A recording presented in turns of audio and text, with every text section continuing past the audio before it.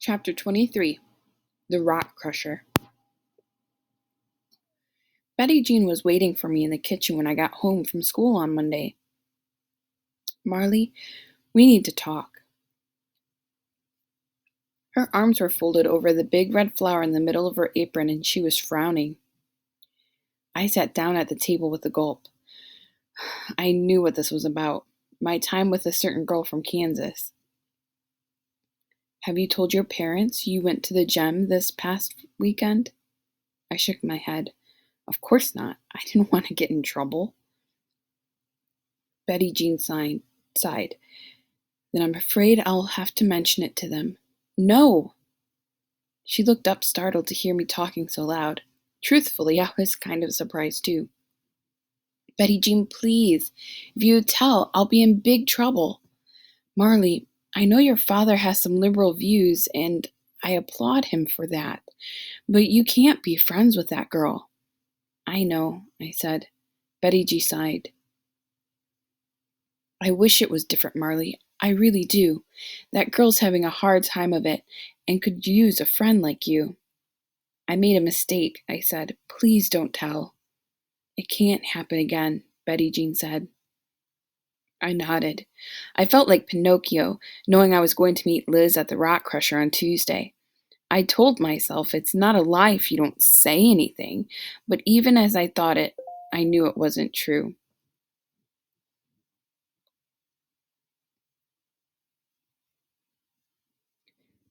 Guess I did fool Betty Jean, though, because she went over and cut me a piece of apple pie. "Lucky for you," she said. "I sometimes have a very bad memory." She handed me the pie. "Thank you," I said. She nodded. "Now don't make me regret it." On Tuesday afternoon, I had Daddy and Betty Jean in my head telling me what a naughty girl I was for being friendly. Still, I managed to ignore them both and wait in the little clearing in the woods, sitting on the very rock where Judy had bandaged my hand. Liz was late. I started to worry that she wasn't going to come at all, and so I did what I always did when I started to worry. I started to count. It was prime numbers at first, but somehow it changed into counting all the new people on my talking list. I added Miss Winthrop and Mr. Harding. Now that we were doing math together, sometimes I said more than just numbers. "Maybe I don't understand," or more often, "Oh, I get it." I'd spoken to Liz's mother on the phone, even if I was reading from cue cards, and chatting with Tommy hadn't even made me sweat. For so long, I'd been the quiet girl. If I wasn't her anymore, who was I? "Finally," said Liz, stepping into the clearing. "I've been wandering around for 20 minutes trying to find you." She looked, taking in the large stones I was sitting on, the ring of trees, the path leading out into the woods. The grass was tall and turned brown, but a few wildflowers still poked their heads up above the meadow. "Sorry," I said. "No, it's good," said Liz. "It means other people won't be able to find us." She sat down on the rock next to me. "So," Liz said. "So," I said. We sat there in silence for a moment. "How are things at school?" Liz asked. "The same," I said. "JT asked you out yet?" "No." I remember what he'd called Liz. Even if he did ask me out now, I wasn't sure I would go. "How are things at your school?" "Fine," said Liz, but there was a catch in her voice, and her smile seemed just a little too tight. "Really?" I asked. "No." Liz's face fell like a house of cards. "Things are terrible. Everyone is still ignoring me.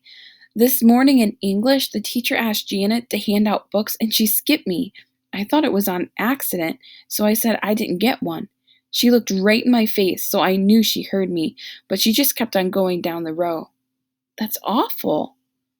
And when I walk down the hall, people move away to let me pass so I won't accidentally bump into them. Like I'm a leper or something. They talk about me like I'm not there, too. At least Shirley does. She's like Sally, only 100 times worse. She's always saying stuff like, some people think they're fancy, they need to go to a school with white folks. I'm so sorry." Liz shook her head. I know I make it worse. The words build up and build up until I explode and start screaming. I asked you a question. Why won't you respond? Don't you have any manners? When I'm done, the others just laugh and go back to ignoring me. It's embarrassing. What does your mother say? I asked. My mother is so angry at me. She nearly made me go live with my aunt. She yelled at me for an hour when she heard about the gem, until I convinced her I really didn't know you were coming. Besides, I know what I need to do. I need to learn to ignore them. How are you going to do that? Liz looked at me and grinned. You're going to teach me. Me? Of course. You're the best at being quiet. I'd always thought of being quiet as a negative, something that was wrong with me. Was it possible that Liz saw it as a strength? I know it won't solve everything, said Liz. They probably still won't talk to me, but if I stop yelling, at least I won't feel like such a fool. What do you say, Marley? Will you help me learn to keep my mouth shut? I nodded. Good, said Liz. I knew I could count on you. Now I just had to figure out how to teach her something that came so naturally to me. Chapter 24, Halloween. All October we didn't get around to the silent lessons. It poured one week, so Tommy didn't have baseball, and the next he got sick. On the way to practice, I waited for an hour alone, worrying about how I was going to teach Liz to be quiet, until I realized she wasn't coming. And then it was Halloween. Being almost 13, I was too old to go trick-or-treating. But being almost 13, I also really loved candy. So I volunteered to take the little girl from down the street. Jill was 5 years old, and so shy she never said a word. She was like a sip of water from a bathroom cup, and we got along great. On the 31st, I threw on a cowboy hat and picked Jill up around 7 p.m. By 8:30, she was so tired I practically had to carry her home. I just dropped her off at her house and was on the way back to mine when I heard a whistle. Howdy, cowpoke! I turned and saw a cowgirl with a leather skirt and chaps, a fringed jacket, hat, and bandana over her face. Beside her stood a little kid dressed as a horse with a full mask over his head. Wow, I said. I recognized Liz's voice, even if I couldn't see her face. You look great. Granny can sew, she said. Too bad every day isn't Halloween. We could go anywhere we wanted. You're not supposed to talk to your white friend, said Tommy. Shh, said Liz. Horses don't talk. Besides, I told you I'd give you half my candy. Oh, yeah, said Tommy. Walk a bit with us? Liz asked me. A block or two would be okay. Mother and Daddy didn't expect me home quite yet. What are you doing here? I asked. We heard about the man who owns the Coca-Cola factory, said Liz. He gave out hot dogs and Cokes. They were good, said Tommy. And the lady on Taylor gives out the best candy apples, said Liz. I wouldn't know, said Tommy. You ate mine. Liz pulled his mane, and they started squabbling, and I missed Judy and David so much. I could almost imagine they were there, taking me trick-or-treating like they'd done when I was little. We turned a corner, already to the edge of the white neighborhood. I'd never really thought about how close we lived to the colored part of town. Go on home, said Liz to Tommy. I'll be there in a minute. Tommy ran off. I'd better be going too, I said. Want me to try meeting again next Tuesday? Liz asked. Before I could answer, we heard a splat. We looked up. A tall boy with blonde hair was throwing eggs at a small white house on the corner. Miss Jefferson lives there, I said. The old white lady with the little dog? Liz asked. I nodded. Splat, splat. Eggs oozed down the front window. Inside, the little dog began to bark. Stop it, Liz yelled, walking toward him. He took one glance at us and kept on throwing. When the first carton was emptying, he reached into the bag to get another one. When he stood up with the new carton, I could see his perfectly straight nose in the streetlight. It was red. Liz, I hissed. I grabbed her arm and tried to pull her away, but she shook me off. She's an old lady, Liz yelled. She can't get up on a ladder and wash those eggs off. What a stupid, mean. A second boy stepped out from behind a tree and into the light. It was JT. Liz stopped talking. JT was holding a whole bag full of eggs. Arlie, what are you doing here? I didn't answer. Is that Liz with you? Liz was standing still, frozen. At least her bandana was still in place. No, I squeaked. It is, said JT. I recognize her voice. You're still hanging out with that. I gave Liz a shove, and she finally turned and ran. JT, Red called out. You got those extra eggs? JT watched Liz run off, then gave me a funny look. Who is that?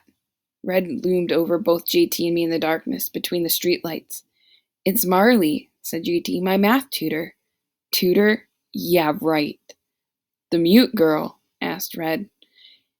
And she was with that colored girl who used to go to our school. I shook my head furiously. It was Liz, insisted JT. I recognized her voice. Where is she now? Asked Red. Ran off, said JT and gestured into the darkness. Aw, Marley, said Red. You shouldn't be hanging around with them. He plucked the cowboy hat off my head and crushed it between his palms. Then Red took an egg from the carton JT was holding and placed it in my hands. I was shaking so much I could barely hold it. Throw it, commanded Red. I shook my head. Throw it, Red barked. I tried to throw, but it landed about a foot in front of us. A little yolk leaked out onto Red's shoe. JT stared at it, but Red didn't seem to notice. He took another egg and shoved it into my hands. Hit the house. I shook my head. Even if I had wanted to, I didn't have a good arm. Red took me by the shoulders and shoved me up the front walk until I was about a yard from the front door. Throw! I threw, but the egg still landed in the bushes. Idiot! Red roared and pressed another egg into my hands, so hard this time that it broke. I had egg all over my fingers. Red, JT asked, what are you doing? Gotta make sure she doesn't tell on us. Now if she does, we can say that she threw them too. The yolk was sticky on my hands. I wanted to wipe it off, but I didn't dare move. JT glanced at me again, then looked at his older brother. She's not gonna tell. How do you know? Asked Red. She does my math homework for me, said JT. I know she doesn't want anyone to find out about that. Besides, she doesn't talk. I could feel Red's electric blue eyes boring into me. You know where that colored girl lives? He asked. I shook my head. Red picked up my flattened hat and shoved it back on my head. You make sure you stay quiet, he said. 'Cause if you don't, I'll be coming after you and your little friend, too. I nodded to show I understood. Come on, JT, he said. Let's go somewhere else. They started walking away. After a moment, Red turned back. And keep on doing my brother's homework. I could hear them laughing as they wandered off. When they finally turned the corner and were out of sight, it was like a spell was broken. I ran and ran, and it wasn't until I reached our front porch that I realized I was crying. Marley, that you? Mother called out. Yes, Mother. I frantically wiped my eyes. I was going to be stuck doing math homework for JT forever, and if I confessed and told my parents, they'd find out about Liz. I pulled myself together and opened the front door. I splashed in some water on my face when the phone rang. Hello? My voice was shaking. It's me, said Liz. You got home okay? I nodded.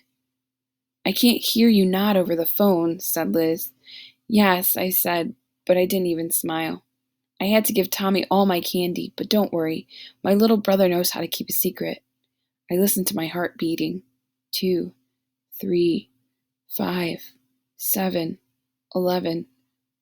I really need those quiet lessons, said Liz, and she sounded scared too. Next Tuesday? Okay. I hung up just as Mother walked into the kitchen. Marley, you're as white as a sheet, said Mother. What's wrong? I wanted to tell her then. I wanted to go back to the days when I sat on her lap and she read me stories and I told her everything. They were gone. I ate too much candy, I said finally. Mother nodded. Go to bed. You'll feel better in the morning. I crawled into bed and pulled the covers over my head. I missed Judy something awful. If she'd been there, I could have told her what had happened. She'd have known what to do. I listened to the lions, but it still took me a long, long time to fall asleep.